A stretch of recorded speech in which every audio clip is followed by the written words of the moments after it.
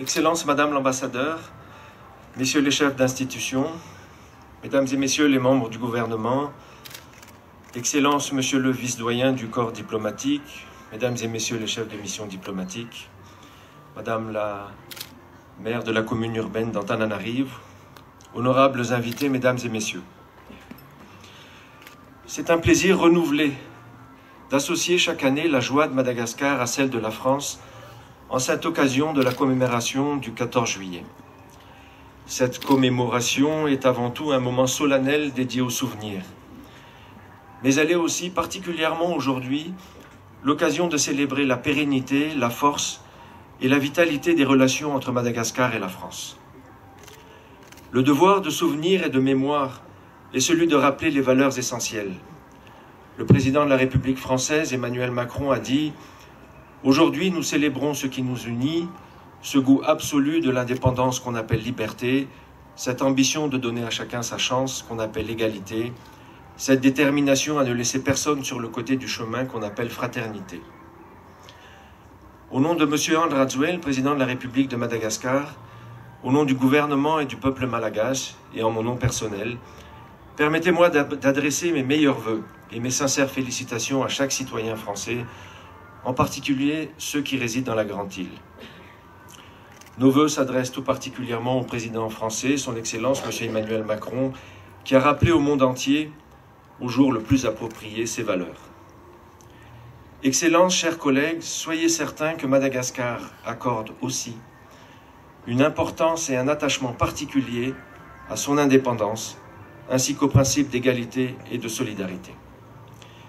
La visite officielle du président Rajoelina en France au mois de mai dernier témoigne de la richesse et du dynamisme du partenariat entre nos deux pays.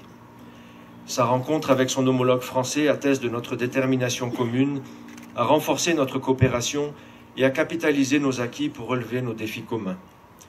C'est dans cet esprit de partenariat et de confiance renouvelée que des accords ont été signés par nos secteurs privés respectifs, signe que désormais Madagascar est une terre d'accueil pour l'investissement.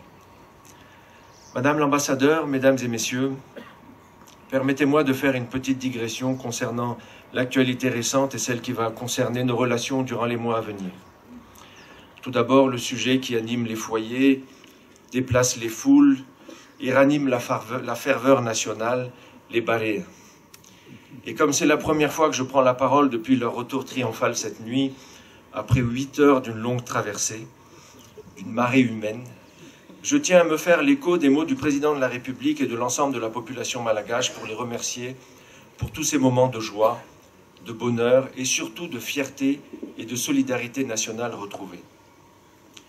Solidarité nationale qui nous sera bien utile pour avancer sur le sujet des îles malgaches. À l'instar des Baléares, il va falloir jouer en équipe. Et ce n'est sûrement pas à partir des gradins, en s'adressant aux médias, qu'une compétition se joue.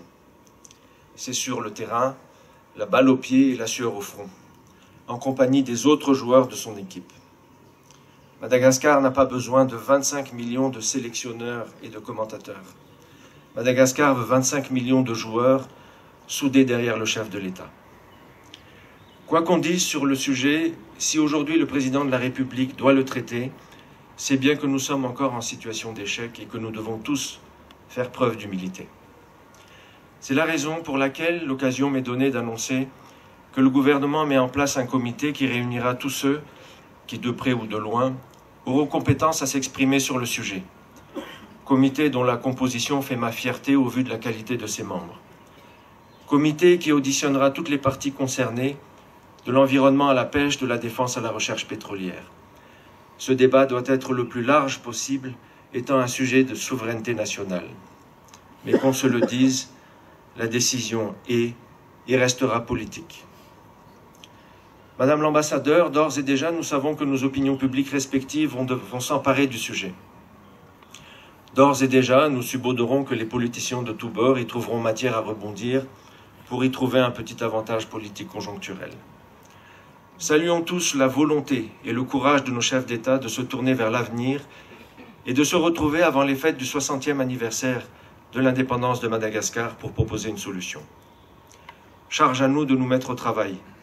Aussi officiellement, je convie la partie française à venir participer à la première réunion de la commission mixte en charge du dossier des îles de Madagascar, ici, à Antananarivo, à la date qui vous conviendra, mais qui ne devra pas trop attendre.